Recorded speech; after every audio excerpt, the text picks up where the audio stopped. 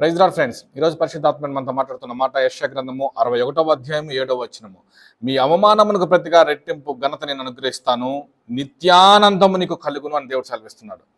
Dear friends, దేని వలన నువ్వు అవమానం నొందుతున్నావో, ఉద్యోగం లేకనో, అప్పులు పాలై, గర్భఫలం లేకనో, మ్యారేజ్ కాకనో, వయసు అయిపోతుంది మ్యారేజ్ కాకనో, లేకపోతే ఇంకేదన్నా ప్రాబ్లం వల్ల నువ్వు అవమానం నొందుంటావు కదా.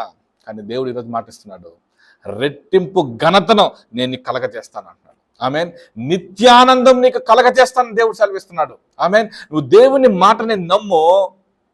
ఇన్ని రోజులు అవమానం అనుభవించావు కదా, ఈరోజు దేవుడు నీతో మాట్లాడుతున్న మాట, రెట్టింపు ఘనత నిత్యానందము నీకు నిశ్చయముగా కలుగును. ఆమెన్. ఈ ఒక్క మాటను పట్టుకున్న దేవుడు నాకు కలగజేస్తున్నాడు, కలగజేసే దేవుడు. ఆమెన్.